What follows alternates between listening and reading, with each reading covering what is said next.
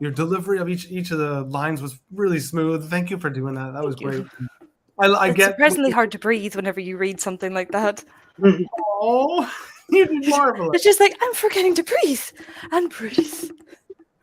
I love the bit about the biscuit. Like I just could see the biscuit, and when it's like the crumbs, like the whole thing was so realistic and just really fun. I write about food a lot. Excellent. I love the opening. Like I really felt like I was there in like Ireland. Just very, very vibrant. The seagull and the wind, like. And you bring a little bit of magic to your hometown is important. I think that's great. Yeah. No, everyone forgets the north because the south, everyone's like, oh, Ireland means like Cork and Mayo and all those nice places. And I'm like, just because we're the grey north part doesn't mean that we don't have magic. The rain's nice too. The rain's nice too. Our summer lasts for 2 whole days. Yay. I feel like I'm being a terrible American right now because I'm like, I know an author in Northern Ireland. Do you know him? Half the time we do, though. That's the sad part. Oh my gosh. Oh, and there was something else that you read I wanted to mention. Now I'm spacing on it. It'll come back to me. I'm sorry, but there was something else that I liked. Your mention of what Jillian just said, the comparison of murderiness of Americans or whatever that you said. Yeah, the serial killer stuff. That was funny. Yeah, that was a good reference. It's like, or our news channels over here will be like, this horrible atrocity happened, and it'll just be like an old lady fell down. And like, that's the worst. Nothing happens here. It's so boring. It's like, oh, did someone get murdered? No, she died of old age in her sleep. Boring. We would take a little boring over here. That'd be okay. Good. We'll share some of our boring. We'll spread it. Yeah, I mean, in South Africa right now, what's happening is load shedding. So essentially, due to corruption, they say it's due to problems with the electricity farms, whatever itself, but it's literally due to corruption.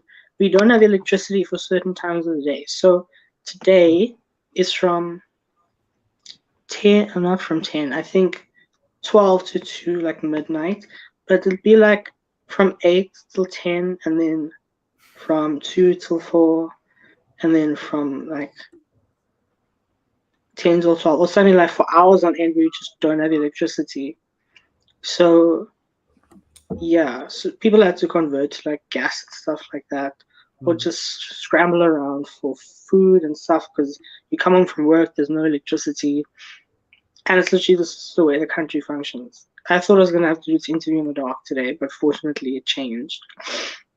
So yeah, that's literally just due to government corruption. It's mad.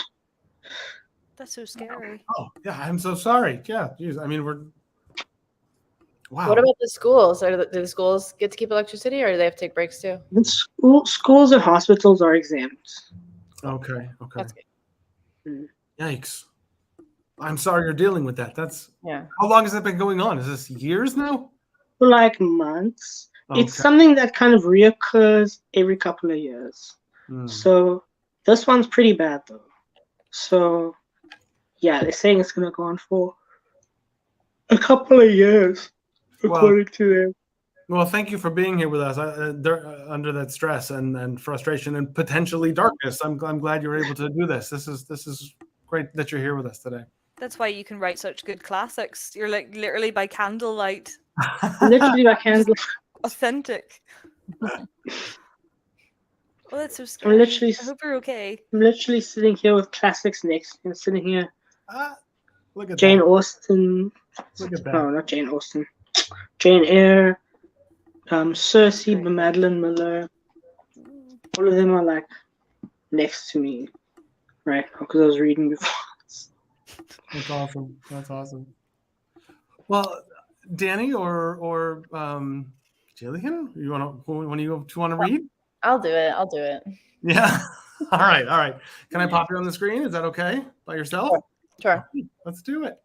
Cool. And again, same as before. Tell us one more time about yourself, where to get it, name of the book, and just read it as long as you. Okay. Well, I'm Jillian Moody, and this is the book, The Separate Project. It's the first in a trilogy. And I decided to read two different parts of the prologue for you. I'm going to kind of take a pause in between and cut out the middle so you can see the beginning and the end. And basically what this prologue is just you get to see her journey before the book starts, where she is off on a mission and she's in the Banjar, which is outside of the barrier. She's been there for a while. She's coming home to get emptied. So you get to see her for a second as her with her memories, and then they're emptied. And that's kind of showing you the cycle that she goes through all the time. And then the book starts and she gets to come back from a different mission where she gets to keep her memories. But so this is the prologue, and I'll let you know when I'm skipping a bunch. Okay, here we go. Before she gets her name, Sephora, her name is 288 because she's just a numbered Seppa. 288 tried to catch her breath as the helio lifted into the air. Recognizing signs of panic had been part of her studies, of course, but she'd never experienced hyperventilation herself. It was highly disconcerting. She looked at the blood on her hands. Just beginning to dry, it was crusting under her fingernails and cracking around the lines in her palms. The Seppa mantras played on repeat in the helio's cabin as they flew toward New Bhutan. We are the water bearers, the lifeblood of the Banjar. She tucked her hands under her legs to staunch the trembling and looked out the window. The broken ocean was disappearing from view. She craned her neck to keep it in sight for as long as she could before the broiling hills of the Banjarian desert filled her window. Bouge Bay wasn't far from the dome's southwestern edge, so it wasn't long before the view changed to the bouquet of decadence that was New Bhutan. Her hands came out and flexed into fists, punching the seat beside her as if there was a person she could blame, a physical form she could punish. The glory of the dome before her was shadowed by Jules' hollowed eyes, Jules' voice thick with blood, telling her to stop this. When you get to New Bhutan, you can stop this. We work for the betterment of the planet. We offer our lives for the lives of so many. There was blood on her Seppa robe. The once blue toga meant to signal that she was a water bearer, had long since been bleached to a dirty yellow, stained with mud, and was now covered in coughing bursts of clotted red. She tried to listen to the mantras, blocking out Jules' voice from her mind. She repeated them in a low murmur, letting the words regulate her breathing. We bear true faith and allegiance to the family. We are one in our mission. They entered the barrier through a hatch built high in the sky, and she realized that the Banjar and everyone in it was now only a memory. They flew straight to one of Potala Palace's many courtyards, and 288 watched the world below her with an ache growing in her chest. The Seppa mantras cut off abruptly when the helio touched ground. We are the life. She took a deep breath, finishing the line in her head. Blood of the Banjar. Stepping out of the helio into the city of Lhasa felt like stepping onto a new planet. The rush of a different kind of air, cool and fresh, ignited her lungs with life. Shades of green winked in every corner, greens she could touch and smell. It was all too much to accept in one moment, and her steps slowed involuntarily. The palace pilots didn't bother to get out of the helio and verify her delivery. After she cleared the blades, they shot off again without a word. They knew by now they could trust a Seppa to do exactly as she was told. A Seppa doesn't question an order. The courtyard was a mecca of tall wide-leaf plants casting their shade across a pathway of cool tiles and white sand. Small raised pools of water mocked and tempted her, the rainbow of green hues glittering across her vision. The urge to reach out and touch it rooted her feet in place. She wanted to discover the feeling of life, the cool kiss of water. Most of all, she wanted to plunge her face in and drink it. She clenched her jaw, pulling her lips into a thin line. She was not here to touch, not here to deliver or discover. She was here to deliver. They left her standing before the three massive domes built behind Potala Palace. These domes housed all of the family's business. Susong, Lupan, and Shin ran everything from agriculture to education. She let her head fall back and took in the largest dome, sitting proudly front and center. Lupon Hall was a mountain of glass and copper reflecting the greenery around it. She let her eyes rove over it briefly, swallowing down the disdain climbing up her throat. Jewel would have fallen to her knees and cried. She would have smashed those glass windows to pieces. But 288 was not a Benjarian. She was a Sepa, and Sepas do not disobey. The dome was made in a pattern of hexagonal solar panels, glass windows, and plant life. The structure is too flashy, too big, with its top towering over the palace, so the common folk could sneak a glance and wonder at what was inside. Everyone in the Banjar knew full well that this was the place where New Bhutan's famous innovations were created and maintained. The water purification systems, the air filters that kept the country safe from the outside, the palm tech used to communicate, the listeners' bugs and transmissions. None of those wonders were on her mind, however, because it was also where they created the Sepas, built to be traders between those within and those without. This was where she had been pieced together. She swallowed tightly, her raw throat protesting as she stepped into the dome. Okay, I'm going to pause the whole time where she's going through the building and meeting some people, and begin again toward the end. This is right before she is emptied. She wondered if this was what fear felt like. This was it. Behind that door was her fate, and it was emptiness. No Jules' laugh or stories, no ocean waves breaking over the rocks and spraying 20 feet into the sky. It was time for the emptying. She was startled when he sidestepped the nightmare door and opened the one to the right instead. It was a small, cold room built of stone. He walked along the walls, lighting candles that lined a shelf around the entire perimeter. Slowly, the room came into view. There was a cot bed standing near a metallic tub. Tubes stretched from the back of the tub to a machine hanging on the wall directly behind it. There was one shelf lined with clear and empty glass vials. She waited, eyeing the cot. He explained the procedure, and she couldn't help but wonder how many times he had emptied her before. Did he recognize her? If he did, he was hiding his familiarity well. "You may sit if you prefer," he said. She opted to stand near the tub, looking over a thick, roiling liquid inside. "You may feel an emptying sensation," he continued, "as the data is removed from your cells. The jellies is the shock." He took each of her hands, avoiding her gaze and seeming to feel no connection at their touch. Touching was so rare for a Sepa that her entire body felt his gentle grip. He set her palms into the gel surface and instructed her to press until they were wrist deep. She wanted to clench her hands together, each the other's guard, but there they were, and he was binding her wrists with rubber cuffs. "You will feel the emptying."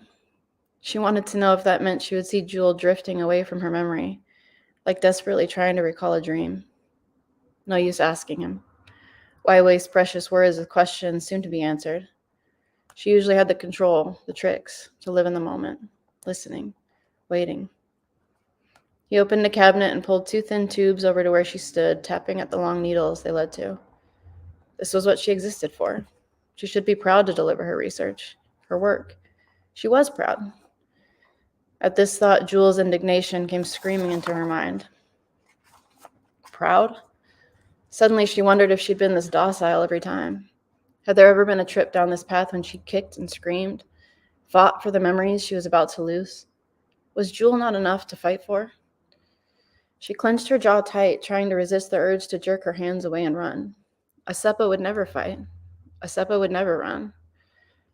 "When you get to New Bhutan, you can stop this," Jewel had said, her fragile hand clasped around 288's. Her chest started to rise and fall again in that erratic pattern she was so unfamiliar with. Without thinking, she jerked her arms from the pool, easily pulling the buffer cuffs from their cords. She swung around blindly, landing a blow in Faye's stomach. But he was closer than she had expected. Possibly predicting her rebellion, he'd readied an injection. As the blow landed, so did a needle in her neck. Faye hissed, shaking his head. "Come now, 288, he said gently, leading her wilting form to the cot. "You know New Bhutan's mantra as well as anyone. We break bread, not bones." He laid her down and lifted her hair away, feeling for the spots on either side of her neck that he would need. With careful precision, he inserted each needle at an angle that pushed them straight past the guard of her skull.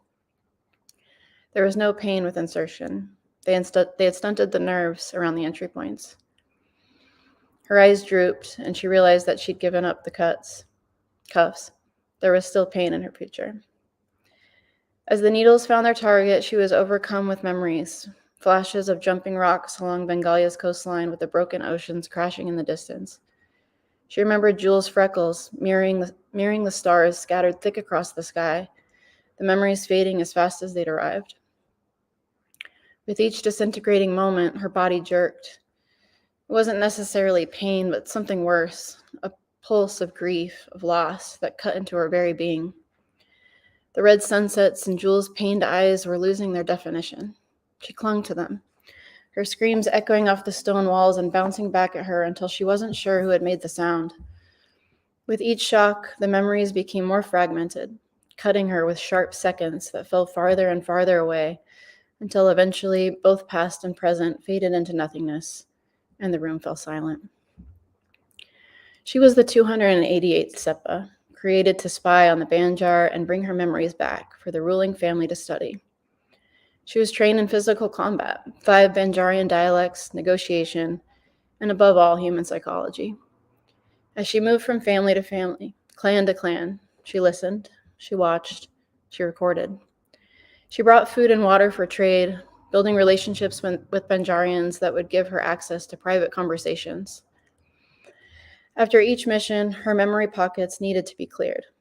They checked the data and returned her, clean, to the bunkers. Moments in the Banjar were emptied from her mind, and all that was left was training. Her life had been training.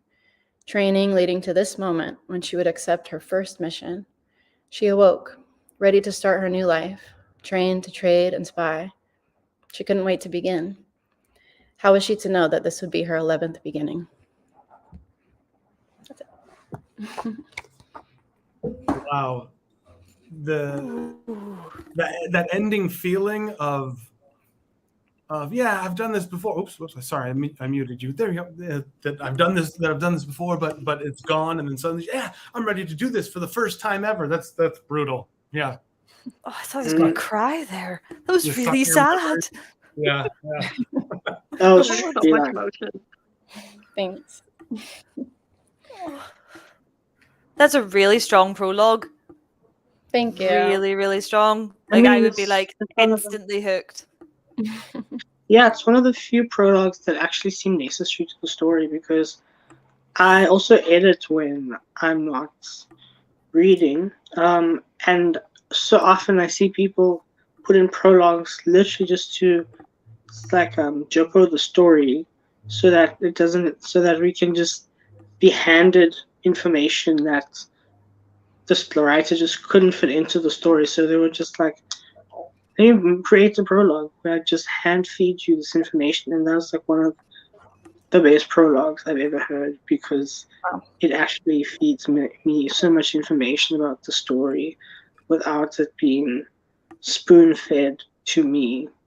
Yeah, it's one of the best prologues. I agree with you, Gio. I typically will scan through a prologue rather than read it and see if it's like actually necessary, because I feel like half the time you're right that a prologue is almost an unnecessary piece.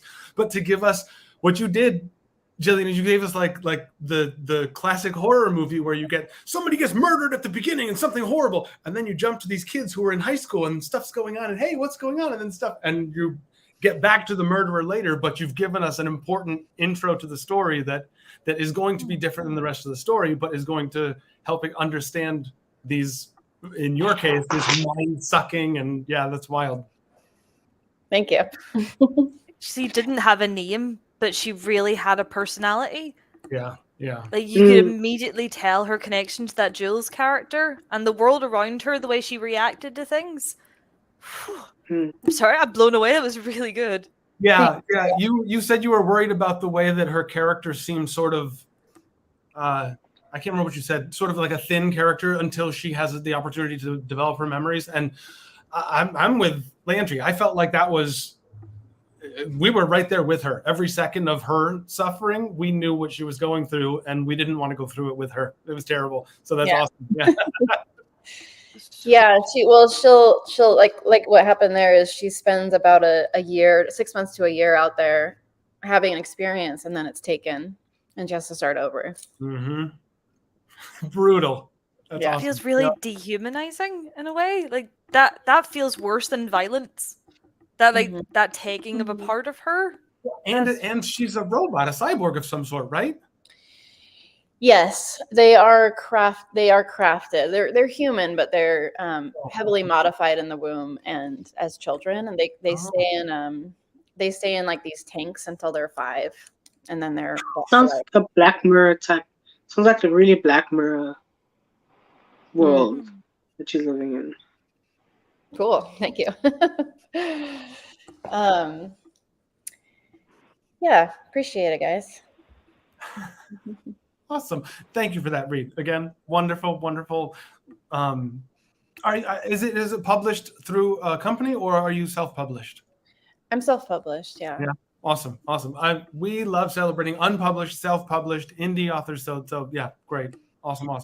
Yeah, I wanted to self-publish the series because my villain is really bad.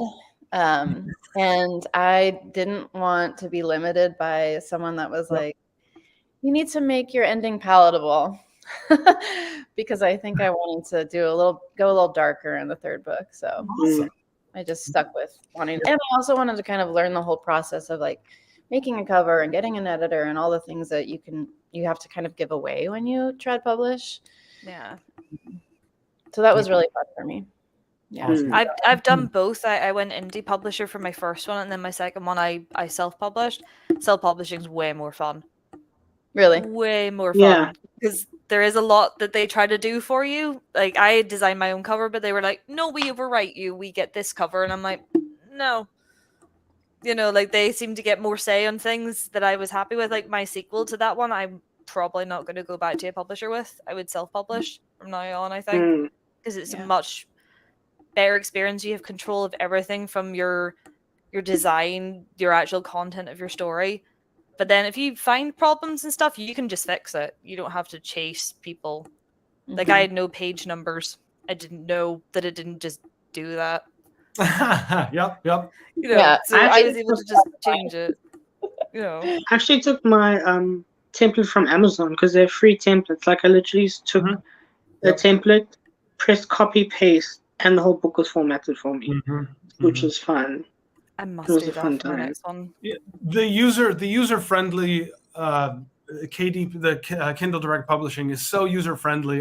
The first book I released, just like you're saying, Landry, I had a few problems. I didn't have something. I don't think it was the page number. I was missing something else, and so I just immediately just go in, change the file, adjust things, pop it back into Kindle, and it uploads immediately. I mean, yeah, the user friendly.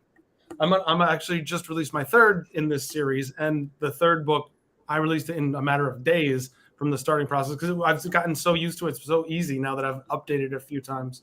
Yeah. Do you do your own covers? Because your covers are really cool too. I do. Yeah. That's. I love yours. Yours are very eye catching as well. Yeah, can we see him? Or I haven't seen him yet. Sure. Yeah. The owner of or the person who normally here. Can we lift it up a little bit? Oh, sorry. Yep. The person who normally runs the Book Slam, Jules. She runs a publishing company out of London, and she is releasing my queer norm epic fantasy novel. That's a 600-page monstrosity about human sexuality and kinks in the queer community and relationships that are very atypical for people. So that's a very heavy read, and she's releasing that in 2024. But I wanted to have something that I could just get out there to get my name out. So I released this other book by myself as quickly as possible. And it was easy and quick. And I like the self-publishing process. So Danny, do you want to read some now? Yes. That would be marvelous. Here. So I have either a much longer section of the beginning of my like more fantasy book, or I have like the first page and a half of my vampire book. And I don't know which one. Well, read the longer section if you feel like it. If that's comfortable for you, that'd be great. Well, or do you really want to read the intro? I mean, read both. Whatever. Read both. Come on, we're casual here. Okay, maybe we'll go for the longer one, and we'll see if I make it through. Okay, yeah.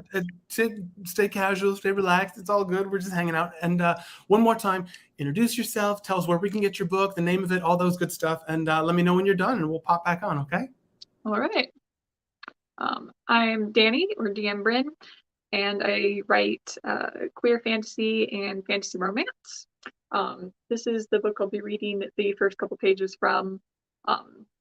It's called Otter Still, and it's part of a series that I have where there's some standalones that come before this that you don't have to read. You could start with this one. I think I might be the only person who wrote it, who's reading something in first person either, so that'll be fun. Chapter 1, The Other Voice. The parasite fused to my neck appears dormant. Parasite. That's the best word for the immortal fungal creature my homeland calls ancients. When Elias chained me here, she rattled off her own name for it, an Aurora. The pretty term slips in and out of her conversation as she sits at the wall phone beside this little house's curtained window, absently tapping the knife at her hip. Her gaze bounces to me, eyes fixing on the parasite like she's imagining what it might look like severed from my neck, or perhaps what my neck might look like severed from my body. But I fear the mass of black that clings to me like a second skin more than I fear my old blackmailer turned kidnapper. She's mortal, predictable, all anger and impulse and ambition. This parasite, on the other hand, has already defied everything known of its kind. When Elias first claimed me as when Elias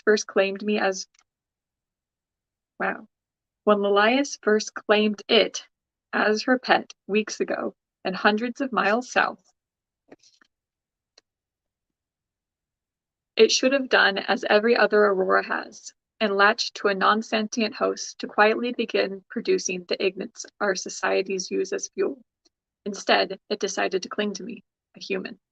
For now, it only clings, not trying to wind itself into my body and seize control of it the way creatures do to the usual hosts. Not yet, anyway. I just have to remove it before then, somehow. I give my chain an experimental tug. The hearth it's locked to holds firm, and my cuffs slide across the raw spot where they rubbed through my fishnet gloves. The red sores make the skin around them look a dustier brown by contrast, as though the warm undertones of my mother's murk heritage have been drawn out. There will be no orchid on her grave this year, no wine lifted in her memory, no wine at all. After the nauseous, anxious hell that was my first week in Elias's brig, maybe I should be glad to be rid of the built-up alcohol in my system. But right now I would eagerly trade my health for the joyous release of a drink. Elias glances up from her lopsided stool. The frizz of her bright orange hair swirls a little, barely visible in the gloomy morning light. She twirls the telephone cord around one finger like she might yank it in frustration. I don't care if we have to kill him in order to remove it, she hisses into the box. I did not spend a whole damn year traipsing across the South to abandon this just because you're squeamish. Besides, he's a worthless recluse I set up as a cartel figurehead in Manduka when I realized he knew the region well enough to find me in Aurora. And even they didn't want him. You're the one who said a single decent life is nothing if the population suffers, and this fool's life was, at best, a wreck of his own making. My own making, my ass. My mother's death was not of my own making. The way her homeland, the Merc, rejected me was not of my own making. Neither was Elias bursting in, making me work for her by threatening the humble rural life I had scrounged for myself, just beyond the Merc's edges, nor the chaos and betrayal that followed. The way I tore the parasite from its home as a bargaining chip to let me return to mine, that was my fault, even if it had been on Elias's orders. A lot of good it did, now that the very thing Elias wants from me is stuck to my neck. The rap of her nails fills the quiet. Fine, I'll come tomorrow, Nuheen, she snaps.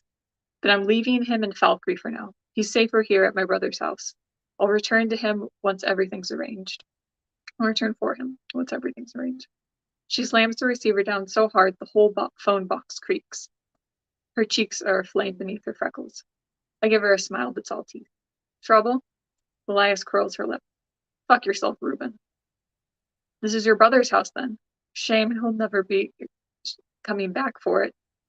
It's a terrible sort of consolation, knowing that if I have no one, at least she's in a similar boat.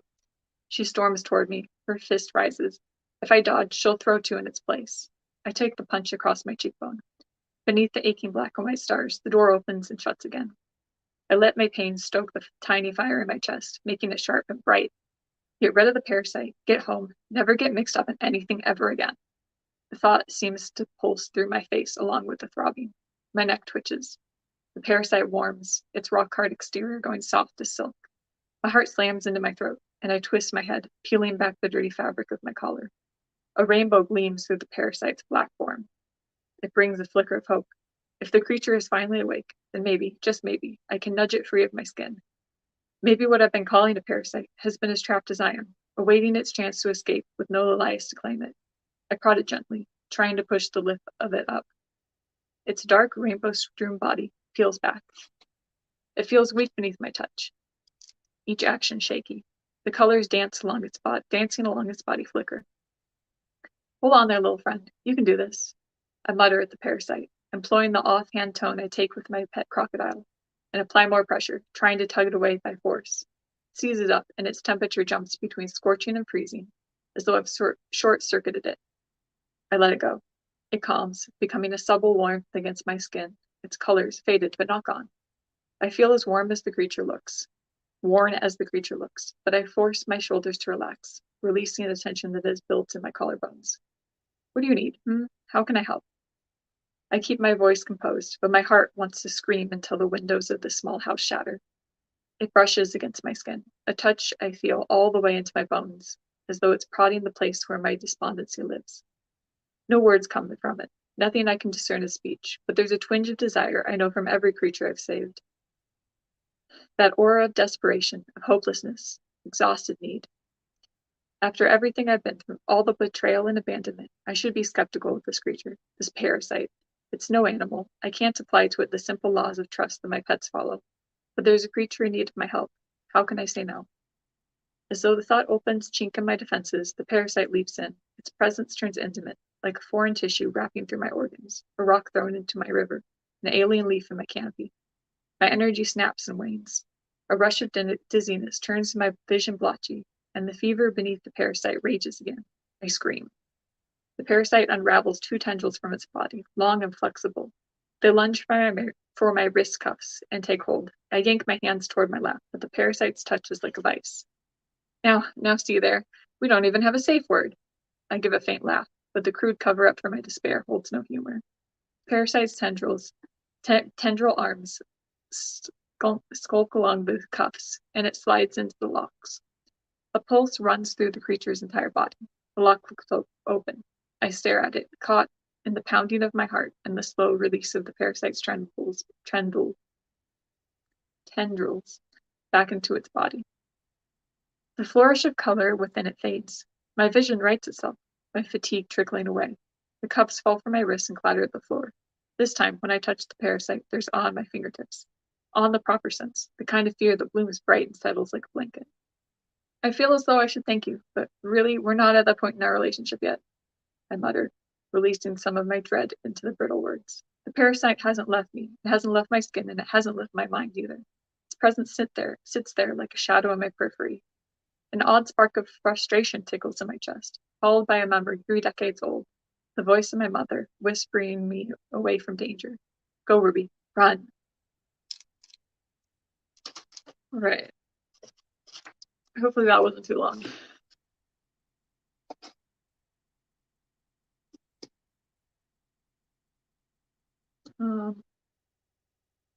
Sorry, were you done? I thought you were going to be Yeah, no, you're good. Okay, great. No, great. Oh, good. Welcome everybody back. Let's bring them in.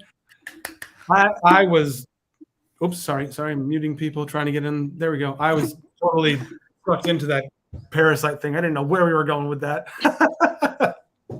That was cool. It's definitely a lot to just dump in the very beginning. No, that is an awesome way to start the book. Yep, that is an awesome chapter. Yeah, that pulls you in. That's awesome. And it sets the stage for whatever's going to come. You've already got some sort of, your reader has, I've got this thing on my neck, and it's digging into my whatever, and like whatever's coming is going to at least follow that. You know what I mean? Yeah. So like it kind of hints at it at that very end, but the parasite ends up using memories to talk to the main character. So it'll like pull up Mm. things that people have said to him in the past, and that's its form of communication. Ooh, Cool. interesting. Another That's memory. quite interesting. That's really interesting. It's cool. Plus, I love how sassy they were. Mhm. I love the little bits of dialogue. I was like, I like this the person. sassy protagonist. Yes. Yes, for Yeah, the sass. dialogue was great. A lot of the writing describing the way that it was interacting with their body was really beautiful too. Really nice job. Thanks. Would you describe it as body horror? Yeah, I think it ends up being like a lot of people are worried about reading it because they're afraid of body horror. But Mhm. this is like my like I love the concept of like, you know, an eldritch horror that's taking over your body, but also it loves you and it wants to keep you safe and just make the world a better place. So like this is my kind of like creation of that. Pet Cthulhu. I love it. Also, the hints of like what kind of world it is. I mean, I don't read much fantasy, but hearing you say like the phone box and my pet crocodile, Alligator? Right, but that stuff was like that, I was like, wait That a one minute. stuck with me. The big crocodile. I was like, where are we? yes, yes. Yeah, it's like, I like want one. 1940s technology. And because this series is in a big world, this main character comes from a very swampy like northern South America, like southern like Florida, Louisiana, like those kind of environments where it's like swamps and jungles. But they actually end up being in kind of like a Scotland style, Ooh. like rolling green hills, kind of Ireland too. Can you tell us more about the parasite? Like, we love spoilers on the book slam, so I mean, feel free to tell Yeah. us anything. But go ahead. Like, is there? Yeah. Where does it come from? What happens to it and through the story? I mean, I'm very curious. There's a lot, but in this world, there's these parasites. They're mostly called auroras, and they produce like little rocks. They're not really rocks. They look like rocks, and they glow. And they produce different types of like energy sources that are compatible with like will be like electrical energy or hypnotic energy or radiation or like just different variations like that. And so they're used as fuel sources. And Interesting. they seem to be like a renewable clean energy, which this world thinks is really cool.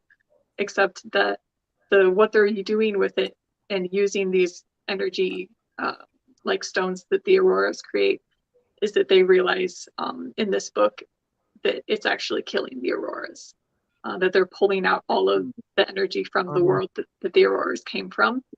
And there's the book that's coming out next year deals with like how they're going to fix that. But this book is all about figuring out that like they're actually sentient and they're being hurt by this.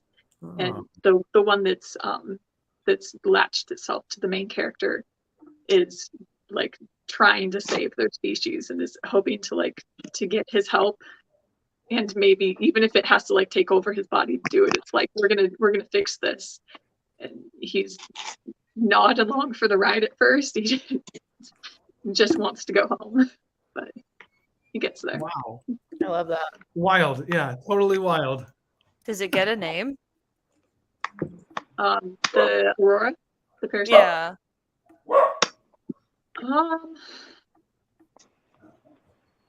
It's complicated. It doesn't really get like a name in this book, but it does have a name from before it became in this world, when it was in its original world. So Wow. Is it a single read book to or find is it a series? I think there are 2 questions. Okay. That was just me being excited. Oh, I was asking, is this one part of a series or is it a single one? this one's part of so it's going to be 3 books that are about this main character, but there's a book that comes after the second book that's about a different character who's like, it's very related, like you wouldn't have to read it, Mm-hmm. but it Mm. it's the best book of the series, so you should. Oh. Mm. Very cool. Very cool. Yeah, actually, I have that question for everyone about like if you're in your series, you have a favorite book of your Yes. baby. Yeah. It's Definitely. I usually feel whatever like my current one is. Whatever your that's current one is. usually because Uh, every single MC that I've had, I've liked the previous. I liked that one like best. So my first one, Niam, is very sensitive. Like some people have been like he's a crybaby, but he's just extremely like he's a sensitive guy. Mm-hmm. Bailey, this other one, the second one with a werewolf story, he's quite like he relies on his friends a lot. And the third one, Ambrose Anderson, is a moon witch and he's pretty and he knows he is pretty. And like he'll charm people. He will he will schmooze people into doing what he wants. So but he leaves a trail of destruction behind him. Like his ex girlfriend is like, do you always break things when you leave them? And then his boss is like, you just leave destruction behind you because of the way you behave. So yeah, there's that one. And then this fourth one, Morgan Grimm, is a very austere guy. Like he's 23, but he acts like he's like in his late 40s because he keeps himself. He's just very austere. Mm-hmm. So yeah, because he's very serious. So yeah, those are my four thus far. Well, what about Danny and Landry? What are your favorite books? And Jillian, you have to tell us yours also Yeah. of your own writing. See, I like the characters more than the stories. Like the stories are cool, but I'm like this person is my baby and I want to protect them. Like I like Theo because I like writing like super grumpy people. So every time he's like sulky and grumpy, I think that he was originally based off my husband, who is a giant grumpy bear. So every time he does something, I'm like, "Ha, that's you," and my husband gets really annoyed, but it makes me happy. But, like I have like a super like their pairing is like the grumpy sort of quite serious, but like cares a lot, but is not really good at showing it kind of character, and then his love interest is like wears his heart in his sleeve. He's very honest and open with his kindness, and they like kind of butt heads because one of them is just like I love you and the other one's like I can't express myself in any way, and it's kind of fun to do that. And he's just like, oh, just give him a cigarette and a little pat in the head and he'll be fine, just put him in a corner. And, like it's fun to play with like different characters that go against each other and stuff. I like that kind of stuff.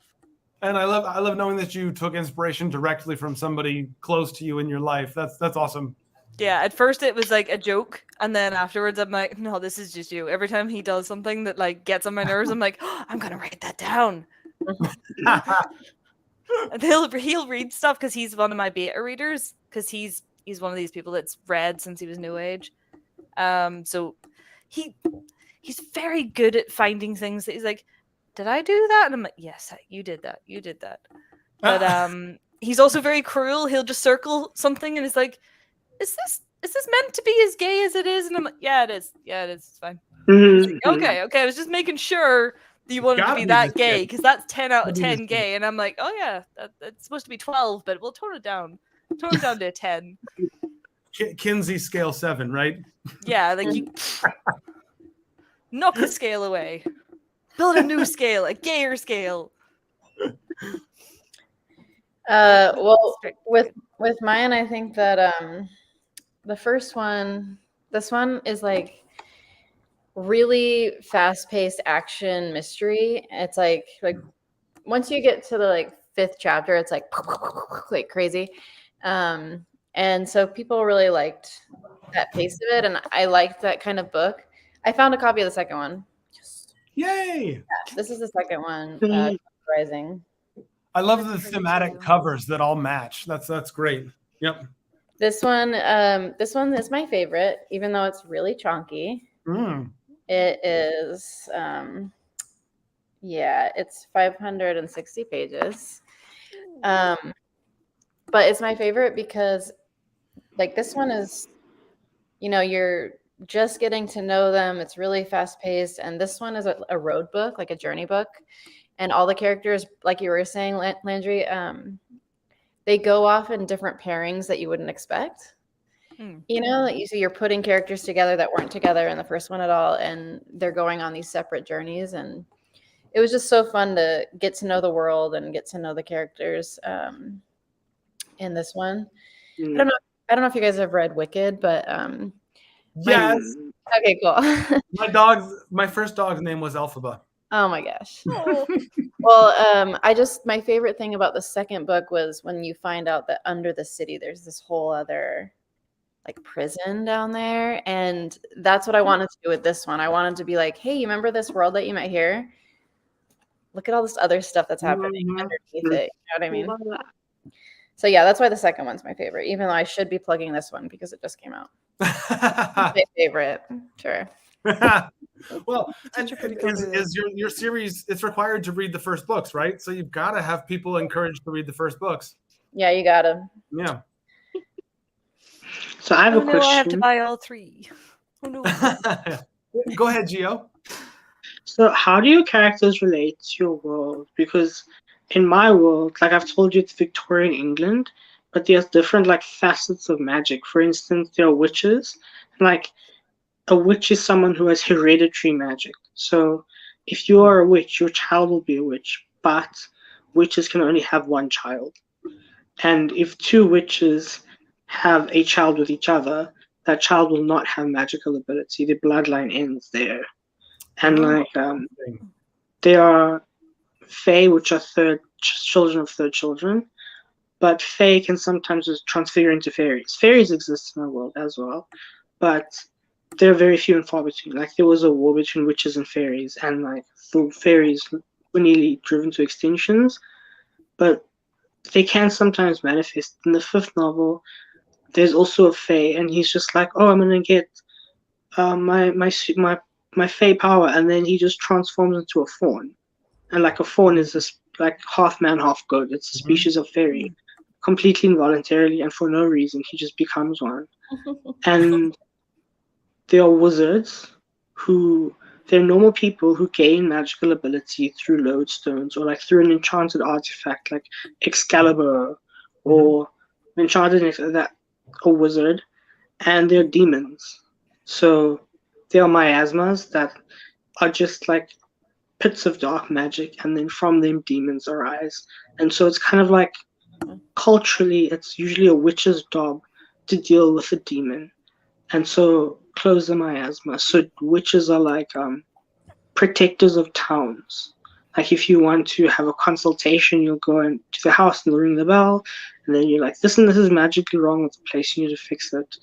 So yeah, so they're not evil, witches aren't necessarily evil. They're like, yeah, kind of a central figure in town. And wizards are usually quite rich because they need to buy these like lodestones and rich artifacts. And so yeah, that's kind of like the fantasy part of the Victorian world that I've constructed. And then the characters really like are heavily involved in those magical aspects. Yeah. Cool. Yeah. I feel like I've got sort of a similar comparison in my world that I've written because, like Jillian, my story takes place a couple hundred years in the future. Society's collapsed. Everything's sort of fallen apart. And it's because a small percentage of humans have started evolving the ability to use magical cosmic energies, basically. And it turns out normal, unevolved humans can murder these people and steal their powers if they cannibalize a certain part of them. So there's cannibalism, there's humans hunting each other, there's all sorts of stuff. And each of the groups, the shifts, that's what they call themselves, the people who have these powers that they're not supposed to have. They most of them are in hiding because it puts a target on their back if they reveal that they have these powers. And then there are these other groups that hunt these people and try and figure out different ways to either steal their powers by eating them, like I said, or they can actually steal the powers through magical means, like you're talking about. There's little magic in my world, not as focused as yours, but and each of the groups of characters has to interact. And my book deals with one of each of the three and how they come together and make this found family of very diverse people, and that's kind of my story. Okay. Oh, and you know what? That's really cool. Oh, Cannibalism. Oh, go ahead, Gio. Go No, I ahead. was just saying that I was really interested with cannibalism, like ew, but also wow. That's your tagline. Ooh, but also wow. I like it. Ew, but wow. Put that on the cover. Yeah. I just want to say, Danny, you mentioned that you were the only one who writes in first person today. No, I write in first person as well. Oh, Gio, thanks for clarifying that. Okay. Yes. And I want to say that I totally love celebrating all the different styles of writing. I'm very strict. I take notes. I only write in third person from a narrator perspective, but that's just me. I've beta read 3 books recently, and one was first person, just standard, the same way you did. One was first person with multiple main characters, and each chapter you had to figure out who you were reading from, and by the end it was so much fun. That was a great read. Initially, I was struggling, but and so I love the way that people are creative and come up with different ways to do things and present stories, and totally awesome. Yeah, I have that whole series is all first person, despite the fact that the main character changes for a lot of the different books in the series. And then my vampire books are third person because there's 2 characters, and I was like, I just wrote a lot of first person, and I want to do some third person now. And do you have a favorite of your books? Yeah, I think for the vampire books, I really like the one that I just released. Here, because the main characters, this one is autistic and demisexual, and I pulled a lot of my own experience of how I relate to sexuality and the ways that different sensory issues contribute to that. So that was very fun. And then this character has chronic pain, which I also have. Got to put in a lot of the ways that he strains himself to try and help the people around him and to contribute to society, and the feeling of needing other people to be no, we can take care of you sometimes, it's okay to take a break. And so from characters perspective, I definitely feel it's the characters that I love about the book, more than the plot. The plots are all fine, but it's the characters that you fall in love with. Yeah. And then No, I'm just agreeing. That's just great. Yeah, just great stuff. For the fantasy series, the book that's coming out next year is the best thing that I have ever written or will probably ever write. Wow. Okay. The last 5 people that I gave it to all cried for 15 minutes after they finished it, but in a good way. And I'm that's it. That's my masterpiece. I can quit now. That is an amazing feeling when you can crush somebody's soul. That is. Yeah. It's a book about how beautiful death is, and the cycles of nature and the ways that certain organisms need death in order to live, and it's the whole world building is all based around that, around cycles of animals who have to die in order for another generation to go on. And the main character is a scientist who's been transported into this other world looking for their parents who they thought died but are now finding out were also transported there. And this was 10 years ago, are they still here? And there's some weird concepts of if you get hurt but don't heal, if you don't age, do people die in this world? Some fun stuff around there. Interesting. Very complicated, but I like it. I dealt with some of those sounds like similar issues in my fantasy book that's coming out next year. The world I created, time doesn't pass, so nobody's aging. Nobody, Yeah. nobody can get sick, just like you said.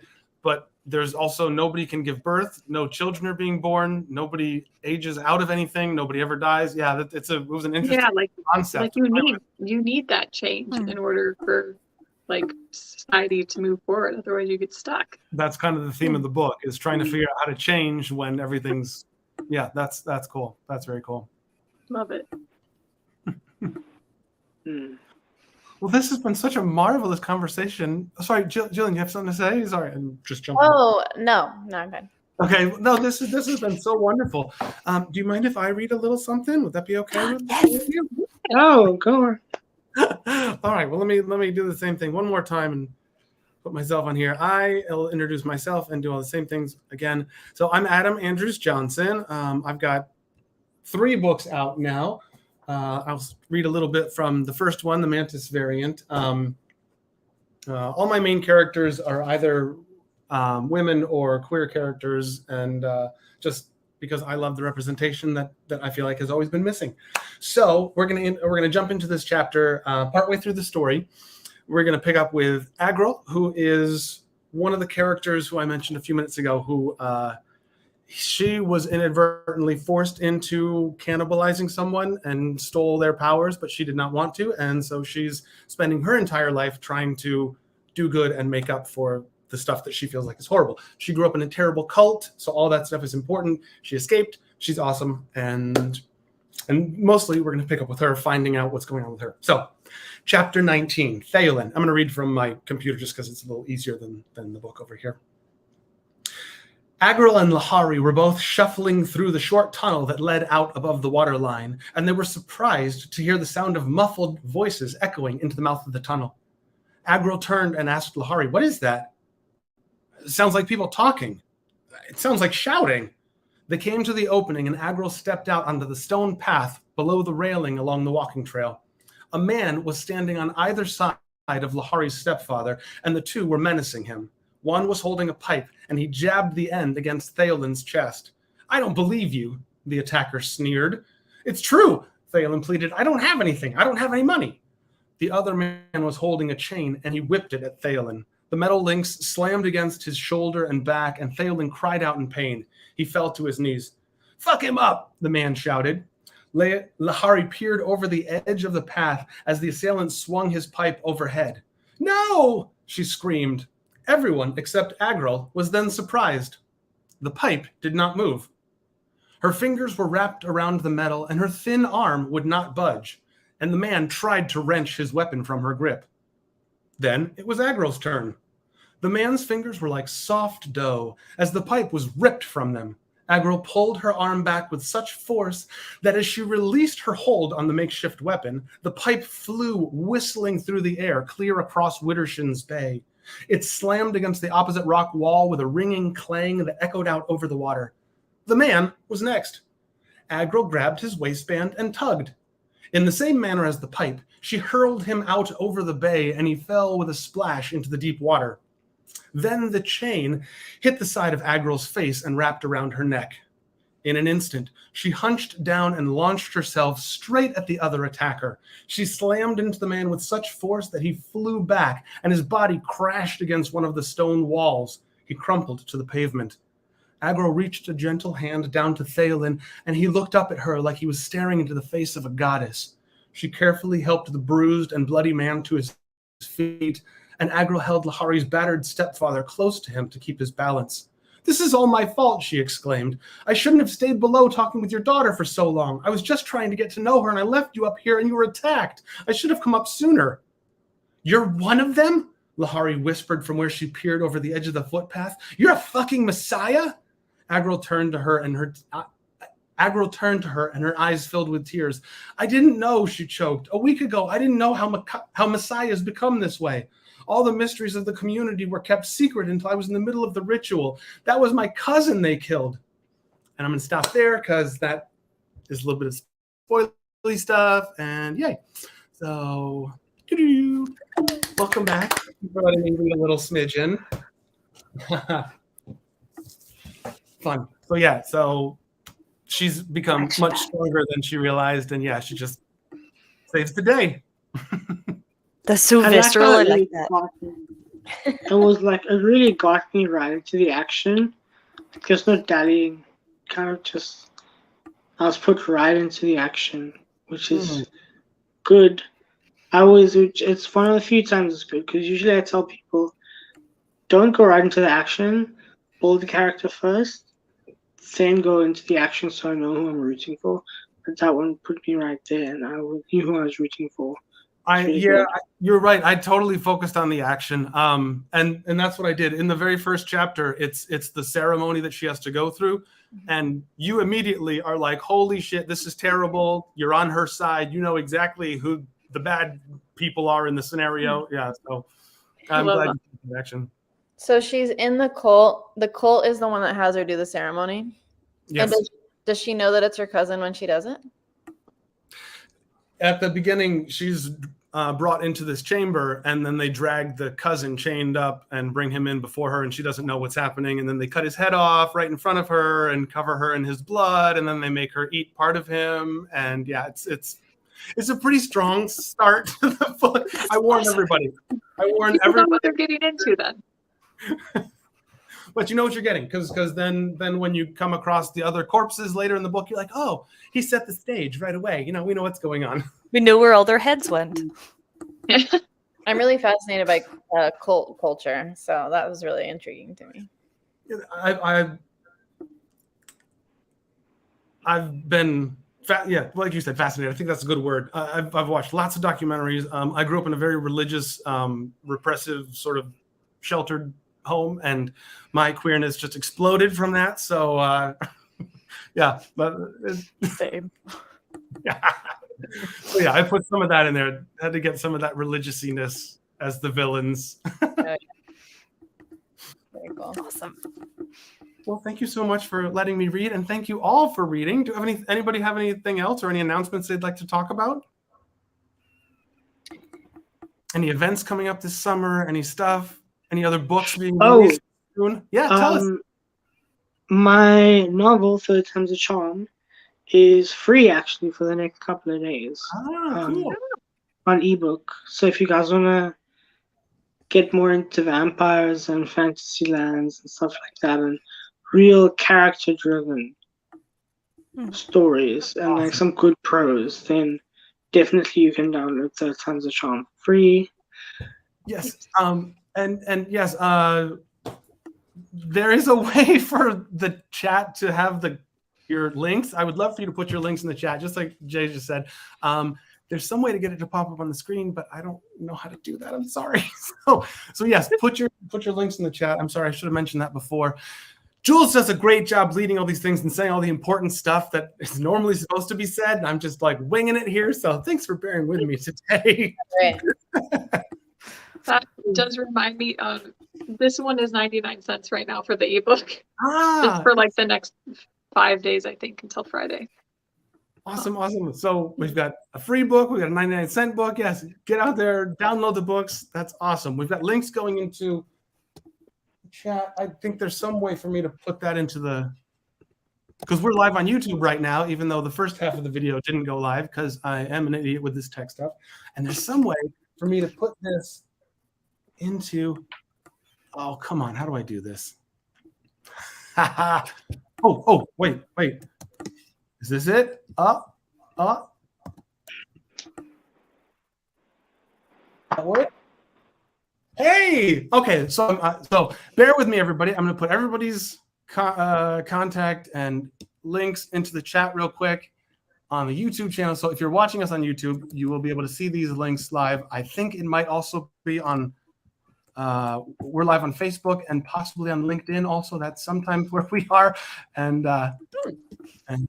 Oh shoot! I pushed a button. Are we all still there? We're still there. There we go. Sorry. Yeah, we're still there. I've got 2 copies so far. 2 to go, and then we'll say bye. Danny, can I ask where you? How'd you do your cover? That is so beautiful for Otter Still. Yeah. That is by Leah Rose. Uh-oh. What just happened? Oh no. Danny got kicked. I don't know. We'll be right back, I hope. Links. I think everyone's They're mine's keeping their frozen. cover mysteries a secret. We don't get to know. We don't get to know. They're like, oh, that's Discord. I ran away. I didn't want you to know. Like on my phone, when you click on the chat, if you click the back arrow, it leaves the entire stream. Oh no! Oh. And Okay. I keep doing that and being like, why did I do that again? Good to know. But no, it's by Leah Rose. I think if you just look up Leah Rose art, yeah, I think if you Google that, you'll find her. She does great work, and her covers are always awesome. Yeah, really beautiful. Very cool. Well, why don't we say goodbye? This has been so wonderful. Thank you all so much. It's so great. And bearing with me trying to figure stuff out and reading and sharing and we also Jules, who runs this, also has a Discord channel that's for just authors, and I'll send each of you the link for that, so that, if you want to join, it's just authors, and a few beta readers. I got a beta reader for one of my things a while ago from them, so that's pretty cool, but it's just in its beginning stages, so there's only very small people, but I'll send you all the link to that. Anything else? Oh, there's I don't know. Yeah, there's other stuff, but let's just call it a day, because this has been awesome, and I did my best running it, and we missed you, Jules. You did a great job. Thank you. You did a really good job. Well, I am so glad you all were able to join us, and we were flexible and made it work. But there's normally a video that we would play to send us out and see us off our way, but I don't have that on my computer. That's on the other people's stuff. So I'm just going to say goodbye, and thank you again for everybody being here. Bye. Bye. Bye.